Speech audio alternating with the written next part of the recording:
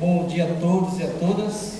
Saudar aqui o nosso prefeito, o professor Paulo Dias, sua conselheira e secretária de Assistência Social, Selma Dias, a Ana Paula, nossa secretária de Jurídico, a Eliane Henrique, secretária da Cultura e Esporte Lazer. Saudar aqui a Mariângela, também secretária de Gabinete, e o nosso deputado, Salvador José de Braga. Quero saudar aqui em nome de todos, e representando também a Câmara, o nosso vereador Rômulo Fernandes, que é o nosso líder da bancada de sustentação na Câmara Municipal, companheiro que tem dividido com nós lá os grandes desafios em construir, junto com o Executivo, e também fazer o debate político na Câmara Municipal de Mauá. Quero aqui saudar, e até para lembrar um pouco a história, e com essa pessoa aprendi muito.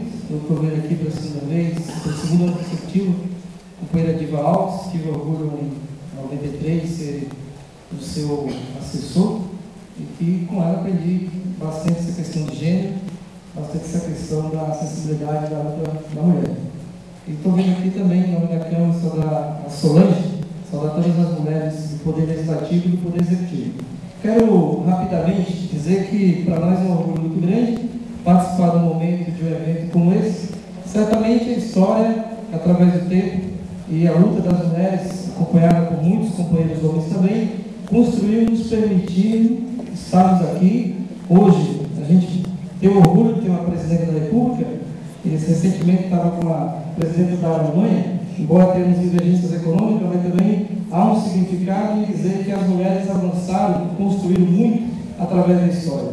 E seria injusto a gente relembrar, desde a época onde a luta pelo socialismo, com Rosa Luxemburgo, estava no auge, mas a gente sabe que há toda uma história de mulheres e homens que caminham para a construção dessa nova sociedade. E a Selma usou muito a palavra construção. E é muito importante a gente participar da construção das coisas, né? É muito diferente quando você já pega uma coisa pronta e acabada. E eu acho que uma hora para nós é isso também. É um processo de construção que nós estamos envolvidos, inseridos, e a gente tem orgulho de estar nessa luta e nessa construção, junto com as mulheres, que eu tenho certeza que é o ponto de equilíbrio da sociedade.